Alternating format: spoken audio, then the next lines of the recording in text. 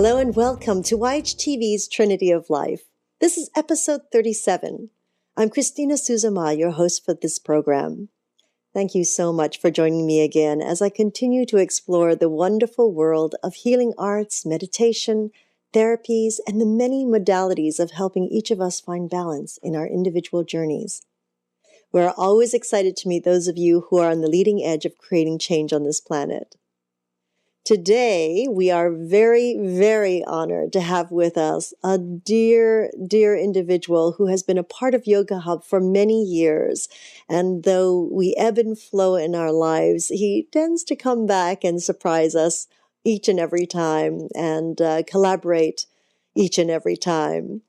You may remember him from a previous episode, number 29, by the title of Balancing with Teens. He is a wonderful yoga instructor, an amazing psychotherapist here in Pasadena, California. Our dear friend, John Sovic. Hello, John. Well, good morning, Christina. How are you today on this gorgeous, glorious sunny day in California? I'm actually doing fantastic. It's actually kind of fun. It's a little bit chilly out. It's kind of giving us a little California holiday weather here. Yeah, finally, right? But it is so cold. Yeah, but it's nice to bundle up, throw on that extra comforter and just snuggle in, you know?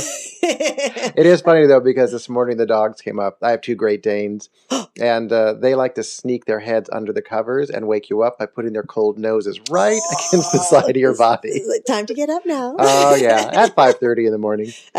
Okay, you can keep the Great Danes. Uh-huh. Well, we usually are up around 5:30 anyways, so I guess we could share those Great Danes with you. Yeah. So today you are, I was speaking with you a few days ago about this stressful time of the year. And I know a few years ago, you did a presentation with us on the less stress recipe during the holiday seasons. I think, John, that was maybe 3-4 years ago. Wow, it's been a while. Yes. And now here you are back to give us 6 tips. How wonderful. It's only 6, and maybe he'll add a few more, right? We might throw some bonus tips in there. We'll see what happens. There we go. So, John, so help us out here. I mean, we see it all the time. I got to tell you, every day that we've gone for a walk, because we do our morning mile walk, almost every morning we hear cars slamming into each other from at a distance. I mean, it's a week before Christmas. Okay, it was rainy and wet the last few days. We understand that. People's judgment on the road is not so good. Very distracted. Help us out here. Well, it's so interesting you bring up the whole, like, hearing a car crash in the distance. Because even something like that is a stressful moment. I mean, you were out having your morning walk, and here you are hearing something very destructive. And it actually does cause a physiological reaction in our bodies. And I think that's one of the most important basic things to start with in any conversation about stress is really realizing that it is a physiological response to the environment around us. You hear that car crash, your body starts releasing adrenaline, your heart starts pumping a little bit. The blood actually pulls in from the edges of the skin and moves into the core to try and keep those vital organs supplied. And what happens in that moment is you actually become very powerful, like you could defend anything in the world, but you actually don't become quite as smart. Your brain actually shuts down a little bit. Oh no! And that's puts you in this fight or flight response, very animalistic place that you're coming from in that moment. The thing is, though, so we hear a car crash, and most of us just say, "Oh, I hope they're okay." For me personally, I always send a little prayer, and then you go on with your day. But the thing is all of that chemical energy is still traveling around inside the body. And it happens all the time. And if you think about it, during the holidays especially, people are running out, they're trying to get to the mall really fast, and that one person in the other car cuts them off and takes their parking space. Boom, adrenaline pumps, you're stressed out. Oh yes. You get to the mall, you're racing to get to that last toy for your child, and it's gone, and you stress out. And so all of a sudden during the holidays, you've got all this energy being pumped into you, and you're not releasing it. And so your body is working at a detriment. It's not working at its highest function. And the one place that I always tell people that you'll notice it is when you start driving. After times you get more stressed up, your shoulders come out, your chin comes forward, and all of a sudden you're driving and there's all this tension in your body. And that right there is one of the first most basic signs that you are in a place of stress. Your body's telling you something. And that's the worst place to be, behind a wheel. I mean, that Yeah. whole tightness behind a steering wheel is so bad. Yeah. And I think one of the hard things too is, especially during the holidays, everyone is trying to make it a perfect holiday experience. They're trying to recreate something from their childhood, or they're trying to correct something from their childhood. It wasn't a great holiday. Or they're trying to recreate the energy that you see in movies or read in books. This idea of a perfect, perfect Christmas, a perfect holiday, a perfect celebration. And that idea of trying to create this perfection is such a stressor on so many families. I hear you. I really hear you. I mean, I think as I'm getting older, I know less, just less. What's the perfect holiday? A Zen retreat. Ah, there you go. Now it's to teach our son the same thing. Oh, yeah, yeah, yeah. Well, especially when children are involved, that is one place parents feel so much pressure to try and get everything. A lot of purchasing going on, a lot of, we're going to find a way to get that new electronic gizmo that will keep them happy for 30 seconds. There's so much pressure on parents to purchase, to buy. Everywhere you go, that's where the messages are. And even those messages stress people out. They can bring up a feeling of less than. Oh, I really want to get the latest version of this machine, but we can't afford it this year, so I'm not a perfect parent. Right. And that message creates stress as well. I mean, where do you think that comes from, John? Is this societal? Is it something cultural, societal? I mean, I know out there it's quite obvious. They're already starting the Christmas music on Thanksgiving, which for me, Thanksgiving? Yeah, you didn't start hearing it in October? Oh, please. Some of the department stores had things up in the store in September this year. No. Uh-huh. I guess I don't get out enough now. Thank goodness. I guess I need to be thankful about that. Uh-huh. Wow, September? But if you think about that message of Christmas being a commercial experience, not being a moment of gathering and coming together and sharing warmth and love during the season, but it's become a commercial experience. And I think that message gets put out very early. You get it in every magazine you read, billboards as you drive down the highway. Commercials get intense about what you have to purchase.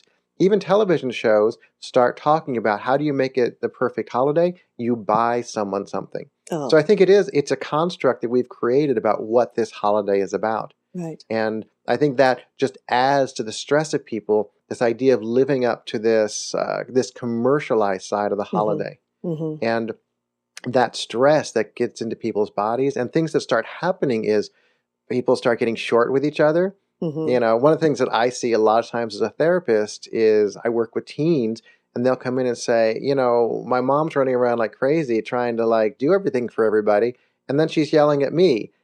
And it's like, well, how does that make a holiday experience? That this stress starts affecting how the family's interacting, how people are treating each other, whether there's just basic gentle kindness when you're at the grocery store trying to buy the makings for your Christmas dinner, that people start getting really short and cut off each other. And that energy is because of the stress that's being produced in their bodies and that expectation of trying to create perfection. Yeah, it's really interesting because just this morning I had an email that said, I don't even have time. I seem like I don't even have time to breathe because of all the demands around me. And I read this email and I went, how interesting it is that we place upon ourselves like it is demands that others are making. Whereas I feel like if we actually took a moment to ask someone, how important is this? Because I need to get this done first or that done first, as opposed to taking it all on, and really not breathing. It's such a detriment to our bodies and our spirits when it's supposed to be such a joyful time. Well, and right there is one of those really beautiful keys to reducing stress. And it is this idea that when we do stress up, our body systems shut down. And we tend to breathe right up here, right in the very top of the chest, almost in the throat. And so we're taking in very little oxygen. So one of the things you can be aware of as you start to feel stress is you start to move your breath consciously down deeper into your body. For our yogis out there, moving it down into the belly, getting that real deep, full belly breath. And here's a little something. We were talking about some bonus tricks. Here's a bonus trick number one. Already, bonuses already before even the 6 tips. Yeah. Okay. So one of the real most basic things you can do is remember to breathe during this season. Sometimes when you have that moment of you've gone to the mall and we talked about earlier that getting cut off by someone taking your parking space. So find your parking space, turn off the car, and before you race inside and become part of the hubbub, take a moment and just take 3 really deep breaths. Just an inhale and an exhale and get that full, big, oxygenated energy into the body. And what you're doing is you're helping to expel that chemical reaction that you had when that car cut you off, and you're setting yourself up to be less stressed out. And the body will thank you. You will release that tension in your shoulders. You release that tension in your chest, and your eyes will start to sparkle a little bit more. And maybe you'll head into the mall singing your favorite carol. That's great. It's almost like putting up a really wonderful shield of breath, really, oxygen. Yeah, and the thing is we carry our breath with us everywhere we go. So it's an accessible tool at any moment. And the thing that I think that's so fascinating about it is it's such a simple way to approach stress, but it is one of the most powerful ways that you can really approach addressing the stress in your body. Well, that's a really great bonus tip. So, John, okay, so now we have the bonus tip, but what about the actual wonderful tips? Okay. Because I know for a fact that as we go through them, you are going to take time on each of them simply because... Because you and I like to chat. We love to chat, don't we? Yeah. Yeah, so let's start with the basics. Go for it. Drum roll, please. Christina, would you like to introduce our first tip? Bing! We should have the chimes here. We should have little bell chimes here. So the first one is do only one thing at a time. So this addresses not just a holiday moment, but it also addresses an energy that's really been put out in the world, especially here in Western society. And it's this idea of multitasking. Multitasking. Yes, multitasking. I do that all the time. Oh, you think you do. But there's a really interesting study that's been done, and it really talks about the idea that as human beings, the way our brains are created and they function, that we can't actually multitask and give the task we're doing 100% of our attention. So what we do is we try and write out our Christmas cards, talk on the phone to grandma, and cook dinner all at the same time. But what we're doing is we're only giving a small percentage of our attention to each of those tasks.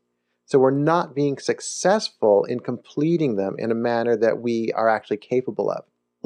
But didn't they do a study years ago, John, where they tested women and they tested men, a group of women, a group of men, and they tested them on the fact of multitasking. And it was that women were able to do more than one thing at a time and actually retain a lot more information as opposed to men. Men were more focused and it's like, no, part of the brain just shut down.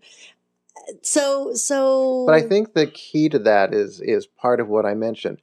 Can you do more than one thing at a time? You can. Can you give your full attention to each of those tasks if you're doing more than one at a time?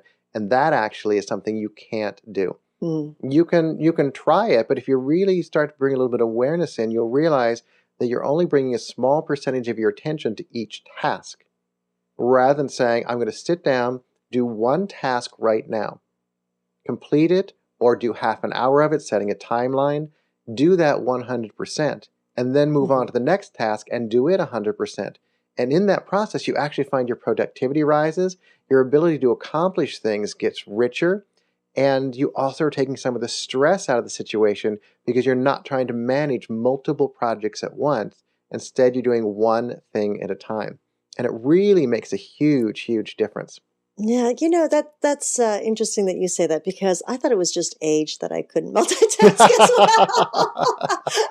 I'm not tracking as well, Uh-huh. But I also do find that there are certain things that are like for example, I've realized now that there's certain things that I can be cooking that is brainless to me. Basically, I know the steps Mm-hmm. so well. It's like cleaning my house. I know the steps so well. I've done it so many times, and I can be on the phone at the same time. Mm-hmm. It's like that I can do, but I am finding like I cannot write something at the same time as having a phone Right. conversation. There's a collision there, Right. So if it's separate, like if it's something that is just physical, that really doesn't take my mind to create a lot of focus, not something new, Mm-hmm. then I can do it, if I'm having a conversation. But other than that, no. And even cooking now, if I'm focused on something, I have to tell people, excuse me, just give me a minute. Or parking the Right. car. Wait a minute. Just hang on. I need to park my car first and then I can continue the conversation. Well, but the other thing too is if we look at that story of cooking, for me, I love to cook. I do. You can find me in the kitchen. It is my happiness. Mm. But what I find is And we haven't that cooked together yet? no. Mm. Although for those of you who don't know, Christina makes a mean French toast. Oh, I do? Oh my Yes, gosh. you My French do. Toast Fridays. I forgot Yeah. about those. Here's the thing, especially when you put this in a yoga context. If I give my full attention to my cooking and really look at the marriage of in the ingredients, look at the chopping, the connecting, the cooking, the watching the temperatures, spicing, tasting, that's bringing in all of my senses. And we're looking at that awareness that yoga is always trying to encourage in us. And that's what doing one thing at a time also brings into play is you are aware of the task you're doing. And that's one of the ultimate goals of yoga is that awareness, that being present in Mm. the exact moment.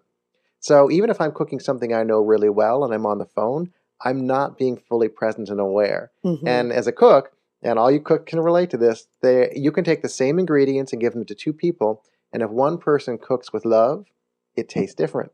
It does. It And I does. think that awareness is bringing love into any project that you're doing. Mm-hmm. Mm-hmm. Oh, that's lovely. Yeah. Oh, That's we need to make a lovely. t-shirt out of that. Oh yeah, yeah.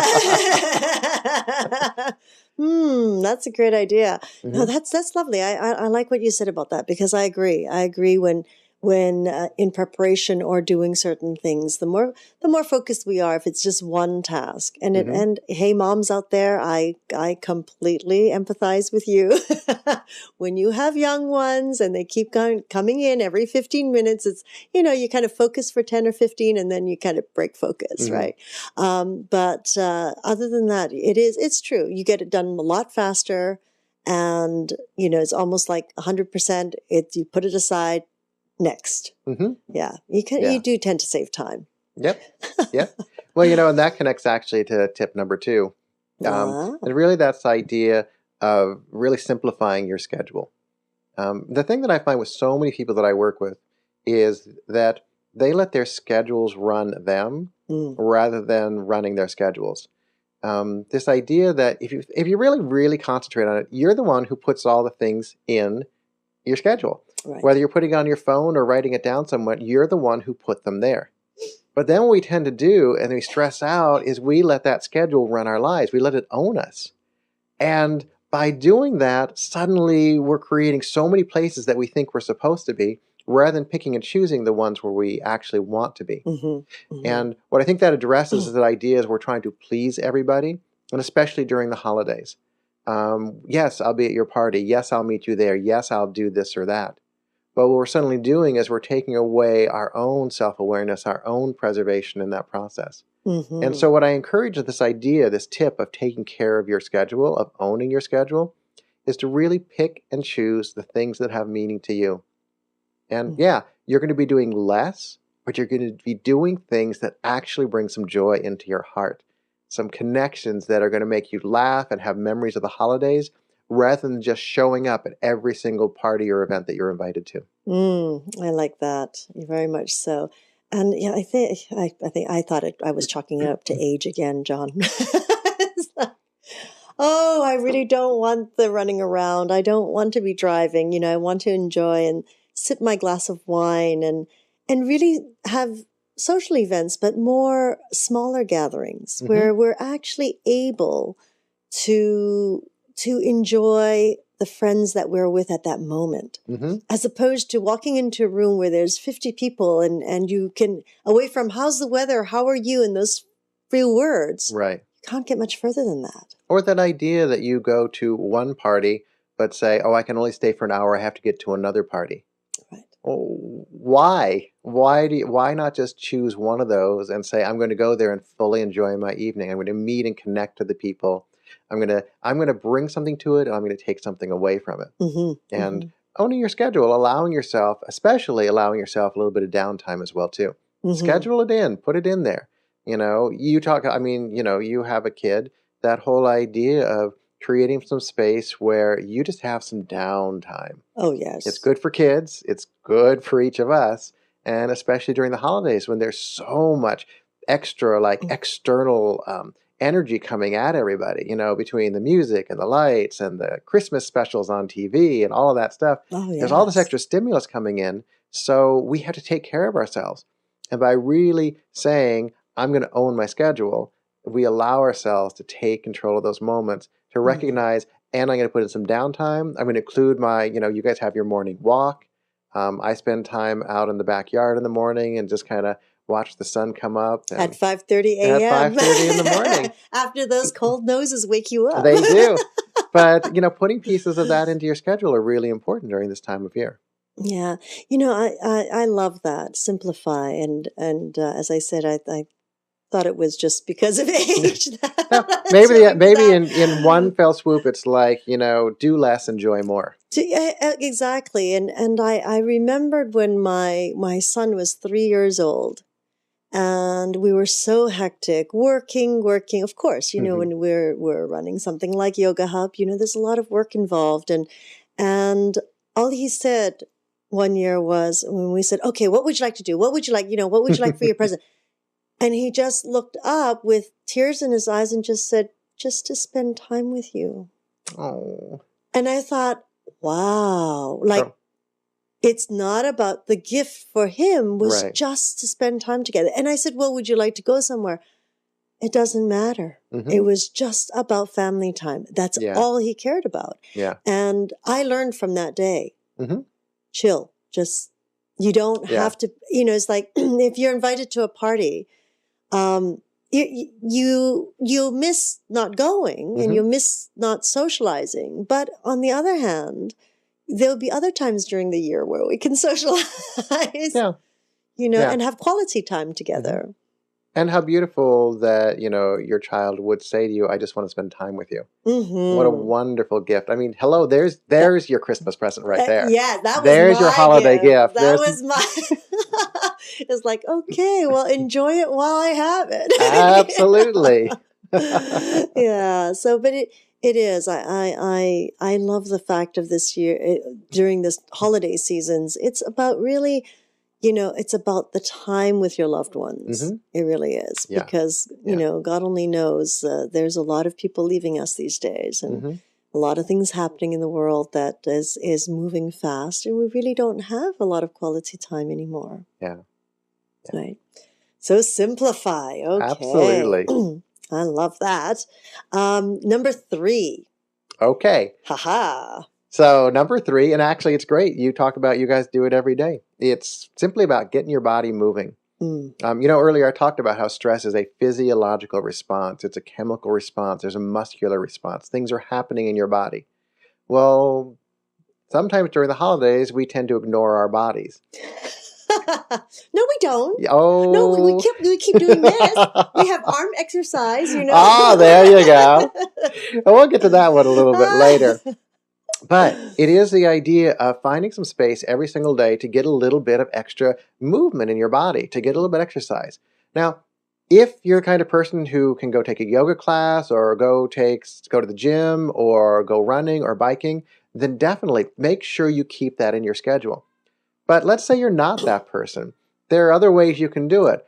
The idea that if you're at a place where it's safe, park far away from the entrance of the store or the mall or the office or the coffee house you're going to, and walk there. That little extra movement, that brisk movement gets the heart pumping. It helps to clean out some of the stress chemicals that are in the body. A simple one, and I am an owner of this one, I will fully admit it, is put on some music in your house and dance around the kitchen. Oh, love that. Just boogie out in your own house. Even that little bit of movement, a 3-minute song, is going to get the blood flowing and get you going. Oh. Make it playful, make it movement. It doesn't have to be about fitness, but it does have to be about getting your body moving to get some of these stress chemicals out. Now, John, do you do your yoga every day? I do. It's really fascinating. People ask me that question, as a yoga teacher, and there are different ways that I do it. Some mornings I will just do a very quick set of sun salutations to get my body awake and moving. Some mornings I'll do a full practice. One of the things connecting to this idea of moving and music is that I actually get inspired by music when I'm doing my practice. And I'll just kind of put on a random playlist and start some music going and then do my yoga to the music and let it just take me wherever it goes. But yeah, I do put in yoga movement every single day. Oh, that's fantastic. Yeah. Oh, I remember your classes. It wasn't always just the yoga. It would be like 70s music, disco Oh, music. yes. One night we had musical theater night. Yeah. Oh, yeah. I think music is so vital to living. I just love feeling the beat of the music in my body and letting it just inspire me to move. Mm-hmm. Oh, I like that movement, and that's. I like how you said that. I love how you shared that, where it's not about actually going out and going for a run or really, buckling down to a practice of some sort, but something even as simple as dancing in your kitchen or dancing or just, moving it around, taking a brisk walk, going out in the snow and just having a snowball fight. Snow? Guess what? Yes. Yes, Christina, the rest of the world has snow. I know. But a snowball fight, get your blood pumping and think of it. How much fun to play with the kids, have a snowball fight with them. Or if you're going to do this, put on some music and dance. Why not grab your kids and dance around the kitchen with them? Oh, that's my favorite. Oh, yes. Make it a joyful experience. And I guess the hard part of this, and I want to remove that actual thing that I just said, not the hard part, but the challenge is to say that it's okay to do it by yourself. And I think it takes a certain moxie to just put on the music and dance by yourself. But that's the easiest. I encourage you guys to do it. I mean, that's the easiest. I mean, nobody's watching, right? Right. So you're not, Put it on loud, make it your favorite song, and just boogie out. Oh, yeah. And hey, when I'm alone, forget it. Yeah. Yeah. Take it all off, Yeah. Make it simple, make it fun. That's right. But that whole idea of really getting some movement in a time, winter, we tend to get very sedentary. But adding just even little bits of movement, it really, really helps the body process stress chemicals. Right. And it warms you up too. When, in cold days like we're having right now, the sun is gorgeous, but it is, for California, it's very cold. It's like 50 degrees out there, which is cold. There are people watching right now who are like, 50? That sounds warm. Right, I know. But, and I always try to figure that out. Like, why do I feel colder in California than I do in the Pacific Northwest? And I realize the temperature, the change in temperature is 15 to 20 degrees. In the summer, in the winter, sometimes it's, a 25-degree difference. That's a huge difference from day and night. Yeah. Right? Because we're in the desert, really. We're in the Pacific Northwest. I look at their scale and it's like a 5-degree difference. So you're kind of going, well, it's like cold all night and all day. Yeah. So what's the difference, right? We're not changing jackets in the middle of the day. Yeah. You're in the same thing all day and it's fine. But that's a good thing. And yesterday we did have on our magical medical tours on stress as well, called Holiday Hazards, and about people, keeping some kind of movement and active, and being very careful for those who are, who are dealing with any sort of heart issues or anything like that. Be careful when you go out and decide that you're going to shovel your driveway or something like that. And so, but still, a nice walk in the snow is really gorgeous. Right. Really gorgeous. Yep. A little bit of movements can make a huge difference. Yeah. Okay, active. I can do that. I can bounce on my ball all day. Okay, number 4. Yes, number 4. And it really is the idea that, yes, we just talked about movement and getting the blood flowing. But on the other end of the spectrum, it's do something calming. If you really think about how much stimulus you're getting during this time of the year. It can get overwhelming. And creating a little bit of space, a little bit of openness where you can just do something calming for yourself. It could be meditation. It could be reading a book. It could be just having a cup of tea by the fireplace. It could be just sitting outside and watching the rain or the snow. Mm. All of those things are going to be calming. 15, 20 minutes, half an hour if you have the time, can once again make a huge impact on how stress affects your body. The one thing that I would really, really want to suggest, though, is that watching television is not part of that stress reduction calming moment. Um, Even though you might lay on the sofa and kind of just let everything go, the stimulus from the television is keeping your mind jumping and active. So it's not really making a calming moment. So I'd encourage when you're looking for these moments of self-nurturing and calming to really not include the television in that moment. Mm. Interesting. Yeah. And I think television, I'm not an anti-television person. I want to make sure that that's out there. But it is really about understanding that when you're trying to do some calming energy, that it's not a really good medium to do it with. Like, don't listen to the news, please. Right. Wow, it's I find that is very, very difficult during the day, or even especially in the evening, right? When you're trying to settle down. Don't watch the news, don't listen to the news. It's so disturbing these days that and every day, really every day. Yeah. So what you need to do is find some pieces of the puzzle that do make you feel calm and centered. I have one friend, and she actually does her calming moment by writing poetry about her kids. And it's Oh. really cool because she's been starting to share it with some of us. And she writes just very simple stuff about what she observes in them and the words they use and how they run and what they look like as they're playing. And it's just this beautiful calming moment that she gets to have as a mom. And that's one of her tools that she's using to do calming energy. Wow, it's almost like journaling. Yeah, it is. About Very, your very children. similar. Yeah. Wow, And, beautiful. especially during the holidays, one of my treats for myself is just to turn the lights on the tree and to bring a cup of tea out and just, I like to look at the tree. It's very joyous for me. My tree is very special because I actually have ornaments from when I was a child. One of our traditions in my family was that every year we would have a new ornament that would represent that year, either somewhere we had traveled to or something that was meaningful and momentous to us. And I still have those ornaments. How And wonderful. so every year when I trim the tree, you pull them out and remember the stories and the moments. And so when I sit down, turn the lights on and just drink tea and watch the tree, it really takes me to a very, very calming place. That's lovely. That's a tradition that I'd love to implement here. Yeah, yeah. You know, I usually like to buy ornaments when I'm traveling so that it goes on the tree because it, it helps me remember, that moment in time. But that's really lovely to, as a family, to choose an ornament that represents our year and our time together. Yeah. Oh, that is wonderful. But then if you have siblings, then they're going to fight over it later. I was smart. I got them all. You got that? I'm the one who wanted them, so I got them. But it is beautiful every year to pull them out and just have those memories. And once again, that's a moment of celebrating the holidays in a very stress-free way. And your dogs do okay with all those ornaments on the tree? They do. Although they're Great Danes and they're big, they're both kind of really graceful and they avoid the tree and so far haven't lost anything. Oh, that's great. But I agree with you. I used to sit when I was, even a child.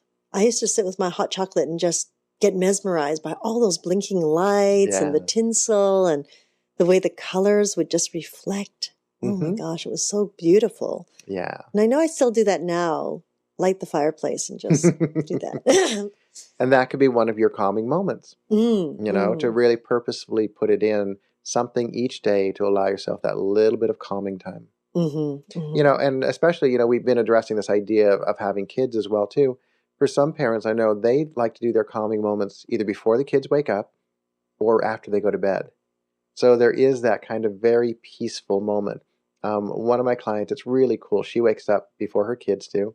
And she says, I just go downstairs and I listen to the silence of the house. Oh.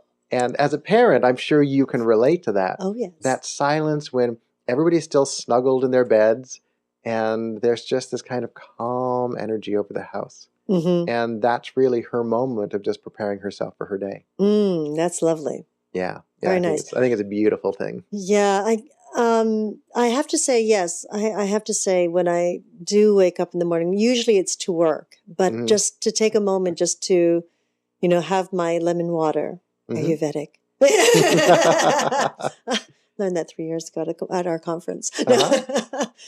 Just to sip the lemon water and just to be still for just a little bit and Mm-hmm. enjoy that. I agree with her. It is very lovely. Yeah. It doesn't stay for very long because, getting work done before everyone wakes up is Mm-hmm. is my key, of Right. course. And at night, when the fireplace is going and everyone's asleep, I love that moment too. It's like, okay, it's like, Uh-huh. the day is done. Yeah, We're and that's complete. totally de-stressing, detoxifying the body. Mm-hmm. Just to know that we've got through another day, Mm-hmm. and everyone's well and in Mm-hmm. one piece. It's almost like a prayer, isn't it? It It's is. like, Yeah. thank you, being, giving gratitude at that time. Yeah, absolutely. Wow. Okay, downtime it is. I'm ready for that now. Uh-huh.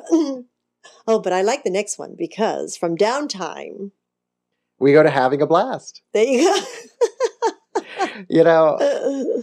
This is a wonderful, wonderful time of year. And there are so many great things that you can do out there. Big things, small things. But why not, instead of stressing out about trying to make things perfect or get things lined up or make everything come together in some, really stressful way, why not actually have some fun during the holidays? One of my traditions, it's something I got to do every year, is go to those neighborhoods that decorate, put tons of lights up and, have the teddy bears on carousels and the music playing and the latest electronic Christmas trees that do swirly patterns and stuff like that, and drive through with carols playing on my radio as loud as I can, windows open, sunroof open, and just go and enjoy the Christmas lights. Have a blast, have fun, find things like that you can do for yourself or do with your family. And that idea of just getting everything going and laughing. Laughter releases so much energy from the body, from the stress, from things that might be painful. That laughter gets that stuff out and it allows you to just celebrate and have fun. Oh, okay. We're going to get a list from you today on which neighborhoods. I knew a few, but... Well, where you can actually usually find them is actually if you check with your local paper or your local news station. They usually have the information as to where those decorated neighborhoods are. Oh, great. Yeah. It's usually part of their community service. So wherever you're at, that's a way to find out if there's one near you. Oh, that's great. Because I love that too. Oh, I love yeah. that too. And we've always done it with our son as well, because it's an event. Oh, yeah. Yeah. And what about other things? Why not grab a group of friends and go out and Christmas carol your neighborhood? Nobody has to sing pretty, nobody has to sing great, but just wander around and Christmas carol with your friends. Ooh, that's fun. Have you done that? Oh, yeah. Oh, wonderful. Yeah, we actually did it when I was in high school.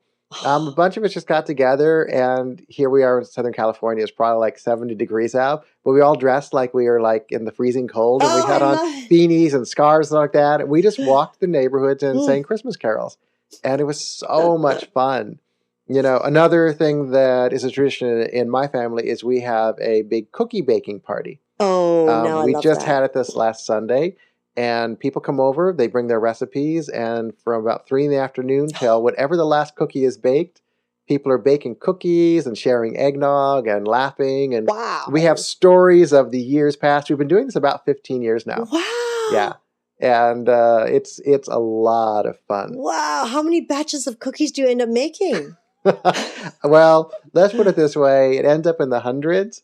But everybody takes them home with them to share with their families, with their coworkers, and it's a great way to just get together and laugh and have a good time. Oh, how fun! So you get what you make several dozen of each cookie, and everyone gets a little bit of each everyone other's takes stash. a little bit of everybody's, and there's always one cookie that doesn't work out, and it becomes the next year we talk about, oh, remember last year that cookie? But it's just a lot of fun. And this idea of just have a blast, enjoy the holidays, take take the seriousness out of the holidays Mm-hmm. and find those moments where you can just have some fun. Oh, I like that baking. I mean, that's for me. These holidays are, of course, about baking because Mhm. we sort of honor the Portuguese traditions and the old traditions of the way they celebrate Christmas and the different pastries that they have. And I think this year I might do a little Dutch Ooh. since my son has a little Dutch in him. So that's an old recipe as well that we might try. Well, I'll be stopping by. Oh, I hope so. I hope so. You have to try. I'm surprised you haven't tried have you been by? But now that my child's a little older, it is a little easier. Yeah. So, but we bake all the time. Like we baked, I don't know, 70 gingerbread cookies for school and classes and things like that. But I just feel like I love the way you're having a big baking party because Right. it really is about, for me, it's about sharing that food and Right. sharing the fun in that. Mm-hmm. And, finding other things that appeal to you.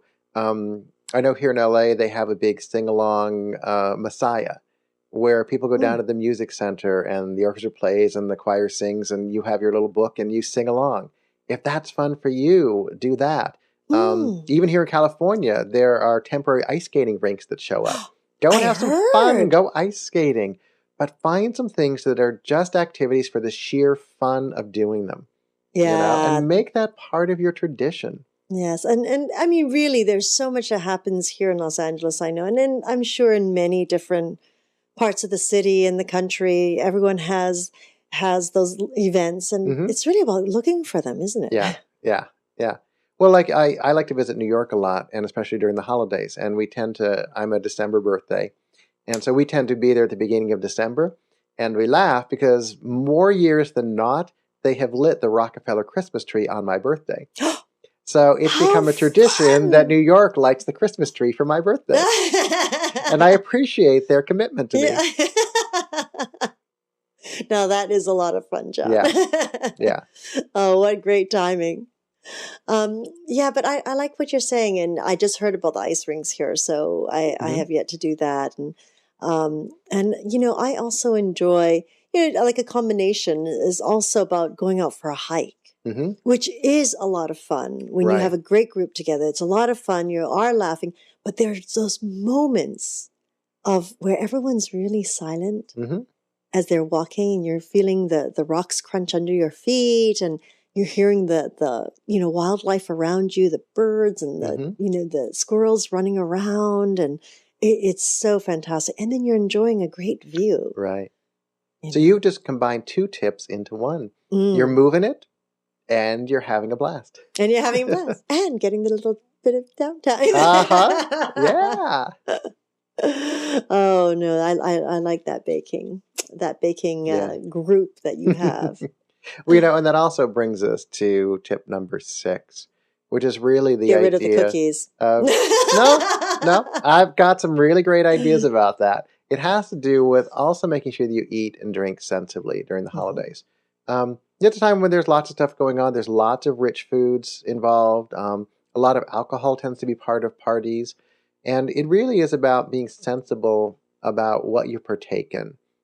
You don't have to give up anything. But if you do it in a small amount and enjoy and celebrate that this is bringing people together, a part of a seasonal thing, that you can enjoy all of the foods and festivities of the season without overdoing it. And it's something that we spoke about yesterday as well, where people were commenting about people who eat turkey, about how they get really tired after it. And it's not so much about that as about how much people do eat. Right. And actually that makes them lethargic. Yeah, I don't know if you guys approach it from this point of view, but there's kind of been a demystification of the turkey tryptophan thing.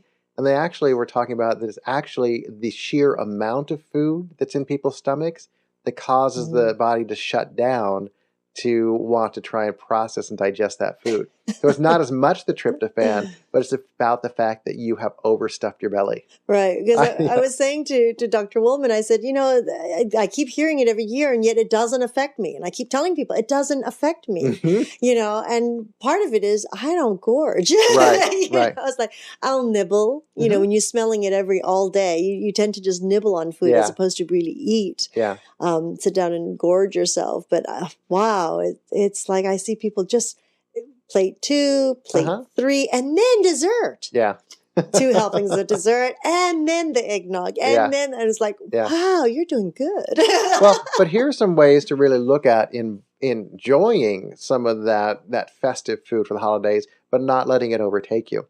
One of them is to actually, let's say you're sitting down at a Thanksgiving or a Christmas meal, is to take a small amount of the things that are being presented and eat them slowly and enjoy and savor. Use that kind of yoga moment of being in the moment and really enjoy every taste that you put in your mouth, not just putting in large quantities of food, but actually tasting the individual qualities of each food that you're eating.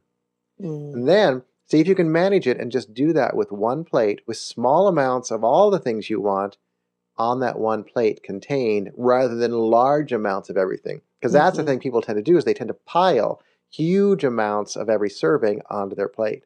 And that's where the gorging starts happening. And another thing that I think can really help is to have the meal and then actually take a break. Have some conversation time, some tea, sit around, joke, laugh, and then maybe 2 hours later, serve dessert. So they're actually 2 separate things that gives the body a chance to start digesting and start adjusting to the food that it's taken in already. What you'll find is you'll probably have a little bit less dessert, which can be good for the body, and dropping some of that sugar and fat content out also helps to fight off the stress.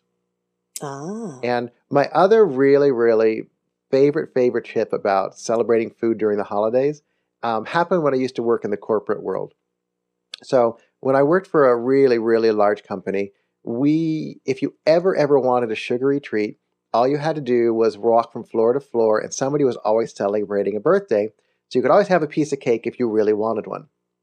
But what I found in trying to take care of myself and my own health is that I would partake in things that were celebrations of people that were very special to me. But during the holidays, I would have a bite of anything that somebody made, was a homemade product. Someone baked cookies, someone made fudge, someone brought in and purposely made something. I would have that. But if it was just store-bought, I would pass. Oh, good idea. And it can really, really help you have a little bit more awareness about these treats that you're having. Because for me, if someone takes the time to make something, there's a lot of joy, a lot of love, a lot of celebration in it. It's a gift from them to me. So why not partake? Why not taste it? But if it's just coming from a store, it has a very different energy about it. So although I can recognize that that's what someone was able to give, I don't necessarily need to put it in my body. And that one little trick right there's another bonus trick, can really help you manage the amount of food that you take into your body during the holidays. Oh, that's a very good tip, actually. I think the way I was raised, etiquette-wise, is like, you have a little bit of everything on the table no matter what. So whoever brought, even if it was store-bought, whoever brought whatever it is, doesn't get offended or blah, blah, blah, blah, blah. Right. But I agree with you. And I do believe a lot of people, too, are going back to the homemade. A lot of people are, there seems to be a trend that's happening right now, at least here in Los Angeles, that you and I frequent the farmers market. There's more and more people going to the markets. There are more and more people cooking at home. Right. I understand, there's a lot who don't have the time as well. So they rely on the store-bought, which is fine as well. To just honor what someone's made. Yes. Yeah, absolutely. It really is wonderful. And once again, by being aware of the intake, the food, the fat and the sugar tends to be the ones that cause the body to stress out.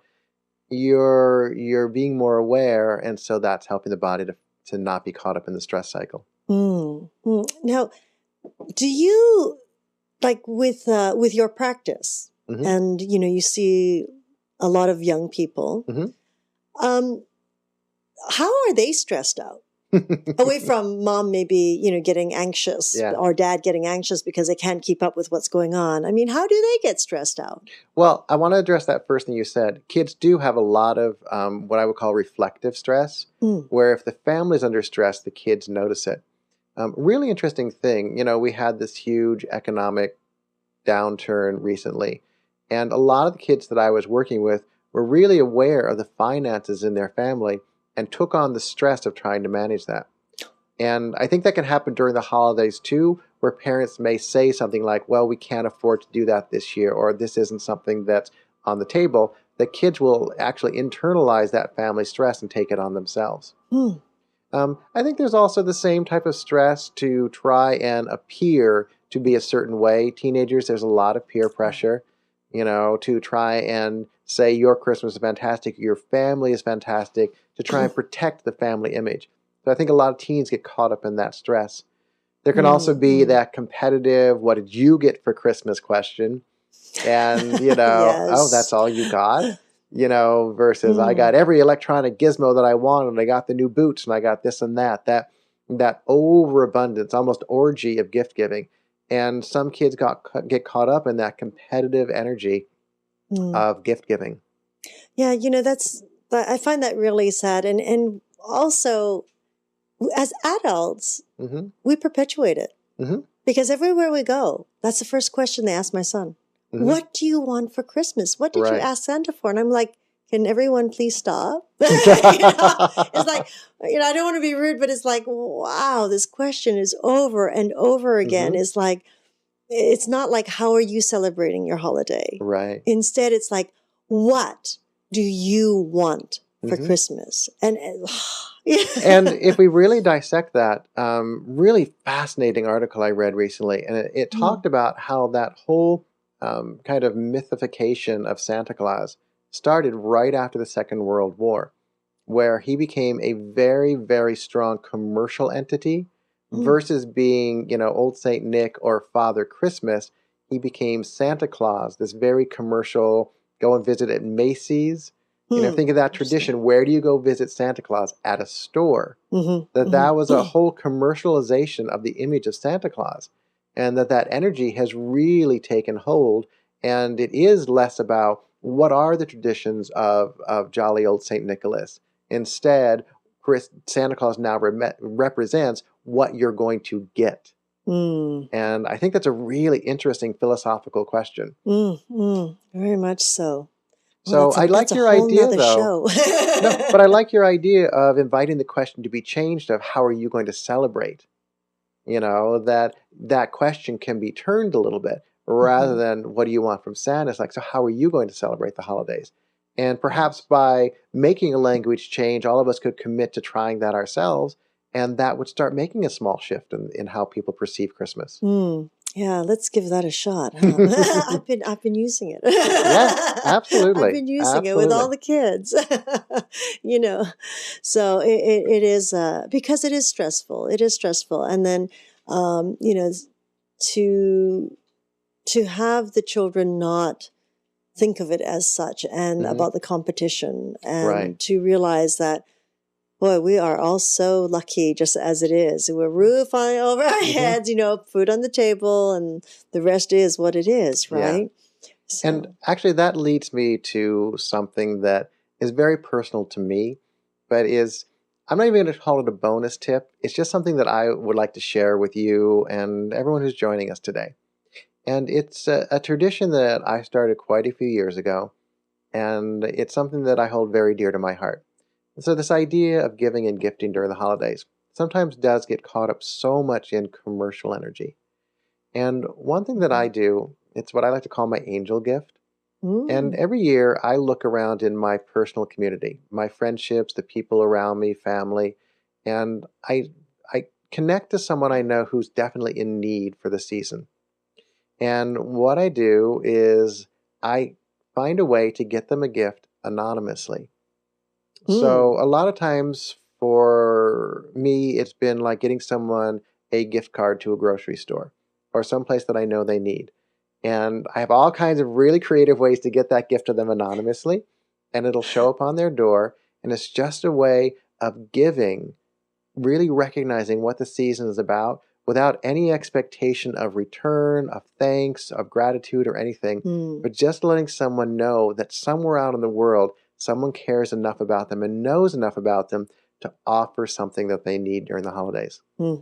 That's lovely. Yeah. And it's really, really cool. And what's fascinating about it is I don't even get to like fish or investigate to find out if they got it or what it meant to them or anything like that. Occasionally I've heard like little stories of like, it was so weird. We got this, card on our doorstep and it had a Trader Joe's gift card.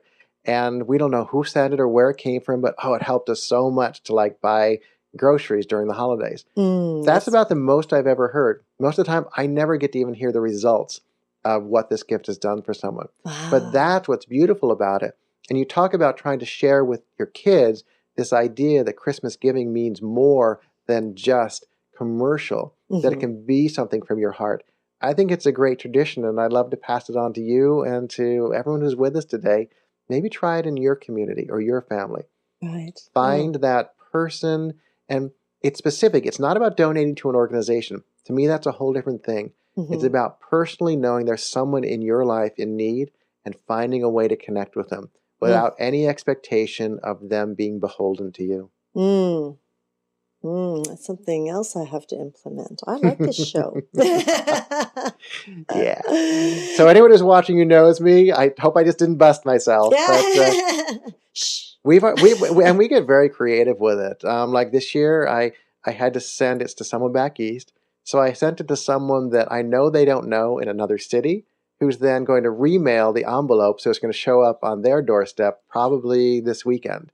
And so it's not coming from Los Angeles, it's coming from somewhere else. Oh, that's sneaky. And I've used Secret Santa delivery services, and I've had, people like tell me, oh yeah, I'm going to be going out of town during this time. And that's when you like swoop down in the house and make sure the gift arrives. And it's really fun. It's a really fun process. And I just really enjoy that moment. It just reminds me of what this period of the year can be about.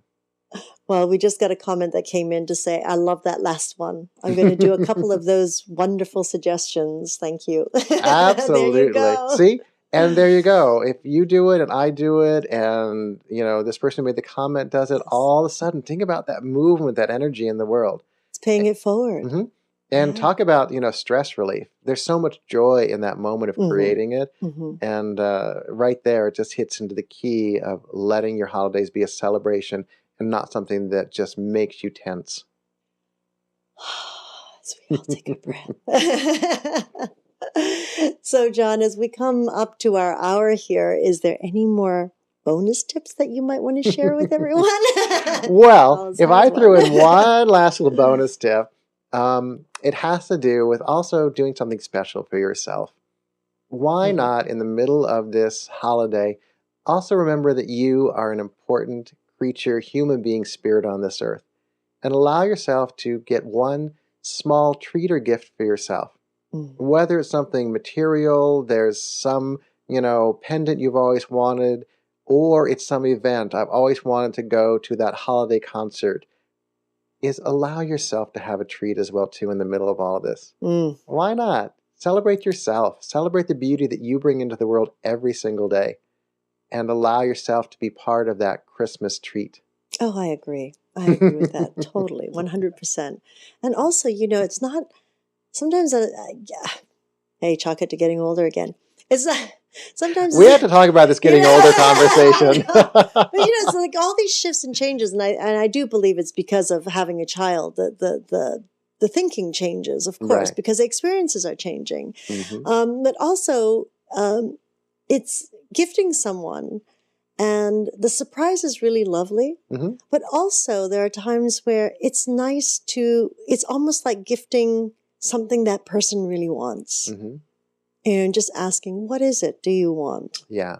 And is it possible? How can we do it? And so they're actually getting exactly what they want. And even if it's combining, a group of people, in their funds to buy it. Yeah. It is exactly what they want, and there's like no answers and buts, and there's not another, something that they're going to put in the closet or whatever, but it is something that they will use. And I think that's also very, very important if you are going to get someone a gift and you really don't know what to get.